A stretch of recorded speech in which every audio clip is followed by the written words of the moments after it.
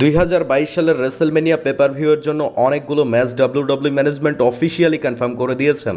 এই বছরের রেসেলমেনিয়া 2 দিন অনুষ্ঠিত হবে। চলুন আজকের এই ভিডিওটিতে রেসেলমেনিয়া পেপার ভিউয়ের সমস্ত ম্যাচ এবং সেই ম্যাচগুলোর বেটিং অডস সহ রেজাল্টগুলো জেনে নেই। রেসেলমেনিয়া পেপার ভিউতে এজে স্টাইলস এবং এজের মধ্যে ম্যাচ দেখা যাবে, একটি নন টাইটেল সিঙ্গলস ম্যাচ। আপনারা যেমনটা জানেন, এদের স্টোরি লাইনের মধ্যে এজ তিনি হিল টার্ন করেছেন এবং এজে স্টাইলস তিনি বেবি ফেস টার্ন করেছেন। তো বর্তমান সময়ে যে বেটিং অডসটি আমাদের সামনে রিভিল করা হয়েছে, বেটিং অডস অনুযায়ী কিন্তু একেবারে ক্লিয়ার ফেভারিট হচ্ছেন এজে স্টাইলস। অর্থাৎ বোঝাই যাচ্ছে বেটিং অডসের দিক থেকে এজে স্টাইলস তিনি এজকে হারিয়ে জয়লাভ করবেন। এরপরে র ওমেন্স চ্যাম্পিয়নশিপের জন্য মুখোমুখি হতে দেখতে পারবেন বেকি লিঞ্চ এবং বিয়াঙ্কা বেলিয়ারকে। এই দুই রেসলারের মধ্যে অসাধারণ একটি ম্যাচ দেখতে পারবেন। তবে এই ম্যাচটির বেটিং অডস কিন্তু একেবারেই সারপ্রাইজিং, কেননা এখানে বেকি লিঞ্চকে সাপোর্ট করছে না, বরং বেটিং অডস সাপোর্ট করছে এখানে বিয়াঙ্কা বেলিয়ারকে। আর ব্যাটিং অডসের দিক থেকেই কিন্তু এখানে যেটা বলা যাচ্ছে সেটা হচ্ছে বিয়াঙ্কা বেলিয়ার তিনি বেকি লিঞ্চকে হারিয়ে নতুন চ্যাম্পিয়ন হবেন। এছাড়াও স্ম্যাকডাউন ওমেন্স চ্যাম্পিয়নশিপের জন্য মুখোমুখি হবেন শার্লট ফ্লেয়ার এবং রন্ডা রাউজি। বলতে পারেন এই ম্যাচটি অসাধারণ একটি ম্যাচ হবে। দুইজন রেসলারই অসাধারণ পারফরমেন্স দিয়ে থাকেন। রন্ডা রাউজি, শার্লট ফ্লেয়ার তারা খুবই ট্যালেন্টেড রেসলার। তবে এখানে বেটিং অডসের দিক থেকে কিন্তু রন্ডা রাউজিকেই সাপোর্ট করা হচ্ছে এবং আমার প্রেডিকশন সহ বেটিং অডসের অ্যাকর্ডিং এইখানে শার্লট ফ্লেয়ারকে হারিয়ে রন্ডা রাউজি তিনি নতুন স্ম্যাকডাউন ওমেন্স চ্যাম্পিয়ন হবেন। এরপরে স্ম্যাকডাউন ট্যাগ টিম চ্যাম্পিয়নশিপের জন্য মুখোমুখি হবেন শিনস্কে নাকামোরা এবং Rick Boogs versus SmackDown tag team champion the Usos. এখানে ব্যাটিং অডসের দিক থেকে একেবারে ক্লিয়ার ফেভারিট হচ্ছেন উসোস। এখানে রিক বুবস এবং শিনস্কে নাকামোরা তারা জেতার জন্য খুব একটা ফেভারিট না, বরং এখানে সাকসেসফুলি তাদের ট্যাগ টিম চ্যাম্পিয়নশিপটিকে রিটেন করে নেবেন উসোস। এরপরে সেথ রোলিন্স তিনি তার মিস্ট্রি অপোনেন্টের বিরুদ্ধে মুখোমুখি হবেন। আসলে দেখুন, মিস্ট্রি অপোনেন্ট কিন্তু কোডি রোডস হবে, এই বিষয়টি আমরা সকলেই জেনে গিয়েছি।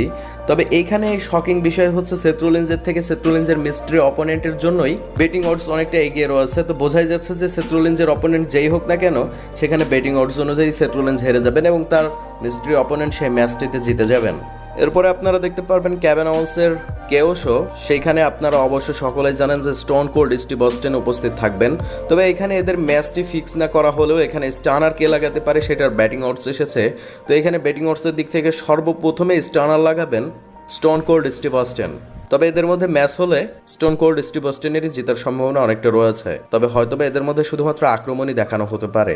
এরপরে ট্যাগ টিম ম্যাচে মুখোমুখি হবেন লোগান পল এবং the Miz versus the mysterious. তো এখানে দেখুন বেটিং অডস কিন্তু একেবারে 50-50 রয়েছে। এখানে কোন রেসলার জিতবেন সেটার কিন্তু একান্তই কোনো প্রেডিকশন দেওয়া হয়নি। তবে এখানে আমার প্রেডিকশন অনুযায়ী কিন্তু লোগান পল এবং মিজ তারাই জয়লাভ করবেন। এরপরে জেভিয়ার হুডস এবং কফি কিংস্টন ভার্সেস সেইমাস তার টিম নিয়ে মুখোমুখি হবেন নিউডের বিরুদ্ধে।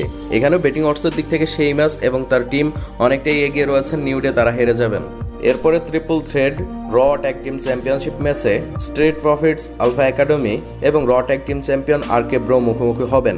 আপনারা অসাধারণ একটি ম্যাচ দেখতে পারবেন। এদের ট্রিপল থ্রেড ম্যাচটিতে বেশ ভালোই পারফরমেন্স দেবেন সকল রেসলারই। তো এই র ট্যাগ টিম চ্যাম্পিয়নশিপ ম্যাচটিতে সব থেকে বেশি সম্ভাবনা রয়েছে আরকে ব্রোর জেতার। এখানে তারা জিতে বেটিং অডসের অ্যাকর্ডিং সাকসেসফুলি তাদের ট্যাগ টিম চ্যাম্পিয়নশিপটিকে রিটেন করে নেবেন।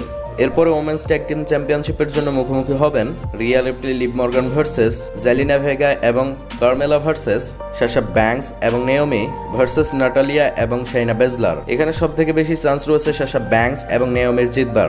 আর ইনারা এখানে বেটিং অডসের দিক থেকে জিতে নতুন ওমেন্স ট্যাগ টিম চ্যাম্পিয়ন হবেন। এরপরে দুই মনস্টার মুখোমুখি হবেন সিঙ্গলস ম্যাচে। এইখানে আপনারা দেখতে পারবেন অমস এবং ববি ল্যাশলি তারা দুইজনে মুখোমুখি হবেন। দেখুন, এইখানে সব থেকে আনপ্রেডিক্টেবল ম্যাচ কিন্তু এটাই। ববি ল্যাশলি একদিকে অনেক শক্তিশালী রেসলার, অপরদিকে অমাস তিনিও আনডিফিটেড রেসলার।